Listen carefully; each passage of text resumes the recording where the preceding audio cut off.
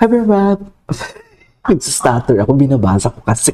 Everyone, this is Kinyo Vlog, si Filipino actor based yung Kingdom Saudi Arabia, and welcome back to my channel. Agad-agad, go na to reaction video, ang Barda compilation. Wait lang, kataba ng puso support nyo, I'm okay, di ko po napalpak kwantal tila. Alam ng lahat, wala akong sinasabi, nagtago, di sa Bicol, June 15, tanda ko nga, nagsabi Spotty di sa July na balik from Australia, diba? Tinira lang ako kasi nabuko natin siya. Sino?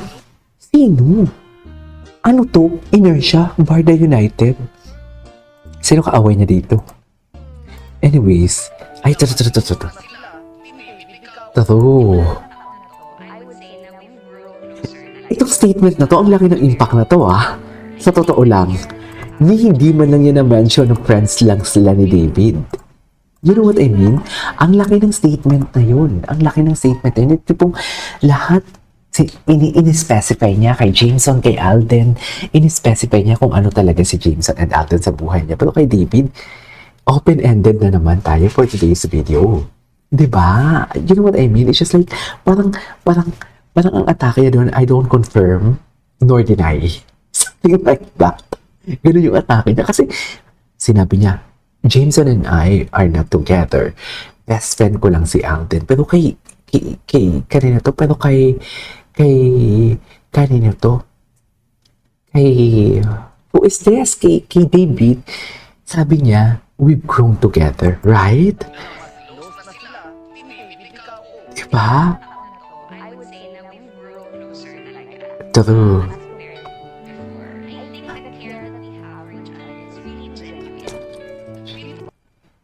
Actually, marami nang medyo na-confuse kasi nag-cross ang landas namin, diba? So, yung nagkasama kami sa pelikula and he also did a project with Alden. Kaya rin siya nakasama doon sa Ronnie Alden for Moments Man na tinanong niya ako about it.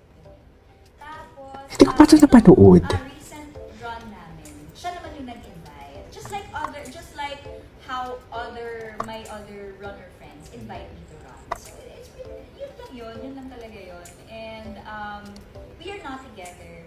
Wow, ayan no, in-specify niya talaga, di ba? Marami lang talagang nasa running era ngayon. And Running era. Kasi, We run together but we're not together. yeah, Trots. So, Maganda yung ano diba? Yun. we're not together. Dami yung grrr. Ay, ito. Wait. I have 1922. Wait. Fake news po dito. Wala po akong sinabi. Ayan na, nag-aaway-away na sila.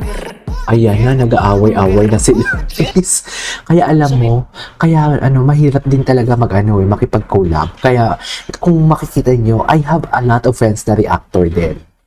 Sina Truly Asia Diaries, ayan, sina Jan Fideliaga, mga million of subscribers na yan dyan. Pero hindi ako nakikipag-collab kasi iniiwasan ko talaga yung mga issue ganito. Kahit kaninong YouTuber, maliit ka man or malaking YouTuber, ayoko talaga makipag-collab. I can make it on my own talaga. Kasi ayoko yung tipong alam mo yung eventually magkakasiraan kayo and everything. Anyways, Post na naman po sila, ebidensya daw po si Mami. at ating tignan to. Ito po ay post ni Jean Licauco at ni David noong June 16. Apparently, birthday celebration ni David. Kuha sa isang unidentified bar. Ang suot ni Jean ay isang casual jacket na black na may brown blouse sa loob. Okay? Ito naman pinakita nila, nasabi nila nandito si Jean Licauco. Ito ay pinost ni Brie Buffard. At apparently, this Ayan. is her birthday. It was posted June 14, magkaibang date. Magkaibang And date. apparently din po, iba po ang suot niya. It's all black at wala siyang brown na blouse sa loob and it's more oh formal. my God, ang And talino naman ni. po, pinakita Alam nila mo, na si Alex daw Alam mo, kung marami lang akong time, I can make it. Kung marami lang talaga akong time, I can make it. Pero kasi, the investigation is not my cup of tea. Bakit ako mag-iimbestiga sa buhay ng may buhay? Andito lang naman ako para gumawa ng reaction at kikiligin. Di ba? Wala ako sa posisyon para gumanito. I mean, siguro dahil ito yung content nila. So parang ewan ko sa kanila. I mean, I am referring sa mga fake news na hindi dito. Buti na lang meron ganito. Buti na lang meron andito si Ma'am Inertia, ang Barda United. Buti na lang may ganito. Para at least, kasi hindi ako mag-explain eh. Such a waste of time. Basta kung anong alam ko and anong nakikita ko sa video na kinikilig ako, okay na ako doon. At apparently, this is her birthday. It was posted June 14, magkaibang date. And apparently din po, iba po ang suot niya. It's all black at wala siyang brown na blouse sa loob and it's more formal. Ito naman po, pinakita nila na si Alex daw yung nasa gitna. Mali po, si Alex po yung nasa gilid.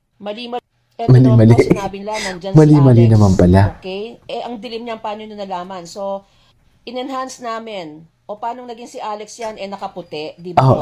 True. Naluloko kayo ng tao. Ito naman po, sinabi nila, si Alex yung babaeng pangalawa. Mali po. Si Alex po yung pangatlong babae. Di ba Nasa po, gitna. mali na naman. Tapos paniniwalaan natin. True. Tapos may pinost pa sila na sobrang inedit naman po. Ang tigares po, yung pinost Sa pang inedit naman. Pwede yan. babae. Di ba po, mali-mali na naman. Tapos paniniwalaan natin. Tapos may pinost pa sila na sobrang inedit naman po. Ang tigares po, yung pinost po nila Jean Licauco ay obviously June 15 po yung nangyari. At ito namang post nung Bre Beaufard ay birthday po nung Bre Beaufard. Birthday po nung Bre Beaufard nung June 14 po pinost. June 14 po yan, hindi po June 15. Obvious po, sabi nila, nandyan si Alex, pero paano naging siya yan? Nakaputi po, nakaitim si Alex nung gabing yun. Diba, lulok. At kahit ano pa ang sabihin nila, magkaibang dates yan. At kahit ano pang sabihin nila, wala pong photo na mapakita na magkasama si David at si Alex sa isang picture na Yes. Exactly. Di ba po? Diyos ko, So, dahil. nililito lang tayo ng mga taong ito. Tama yan. Tama yan, Barda United. Alam mo yan. Mga Ay, kabarda, tara. ano ba nag-iisip Gusto ko to sino doon. Sinabi ko po na Di ba? FS lang yan. Buti na. BFF level. Si Ma'am na ang magchichika. Overthink. Oo. Si Ma'am na yung magchichika sa akin. Ay, ano to? Way, matigil ang pagbabash ng nila Pinocchio. Hindi ko Ano? Ang pinakamainam talaga na way, matigil ang pagbabash ng nila Pinocchio. Sino si Pinocchio? Barda. Ay, wag masyado panoorin. Oo. Unsubscribe mo. Yan yung sinasabi ko sa inyo. Tama yan, Barda United. Shout out sa iyo. Yan yung sinasabi ko sa inyo. Huwag nyo kasi manoorin. Huwag nyo panoorin. Kasi, obviously, their channel is Chika Channel. So, kung walang ayuda ang Barda, wala silang maipapakita. Ako kasi hindi ka ako Chika Channel eh. Reactor ako eh. Kung ano mga video bago at lumang video, meron akong content. Sila wala. Kung walang kilig moments, wala. Ngayon, gagawa sila ng para may content nila. Gagawa sila ngayon ng istorya. 'Di ba? Kahit sabihin mong gagawa sila ng istorya ng sweet ang Barda. Kahit hindi nila sinisiraan ng Barda. Kahit sabihin mo na lang, sweet ang Barda. Matatag pa din sila as fake news peddler. So, parang gumulo at marami silang views. Gagambalo, sila lahat? Iistorbohin nila lahat. Kasi ang Pilipino mahilig sa chismis eh. 'Di ba? Mahilig sa chismis ng Pilipino. Kung totoo sila, mas mahilig sila sa chismis kaysa sa kilig moments. 'Di ba? So, in order for them to gain more views, gagawa na lang sila ng chismis. Ganun naman eh. Wala tayong may balita kung gagawa tayo ng kung magiging pro-Barda tayo at kilig-kilig na Barda, ganun din naman. E dito na lang tayo sa sa malaking views. Just, can you imagine, sacrifice mo yung integridad mo para dyan? Paano ka nakakaatim na ang kinakain mo galing sa fake news? Yak! Kadiri. Anyways, that is all for today's video. This is Cage Vlogs and see you in my next vlog. Bye!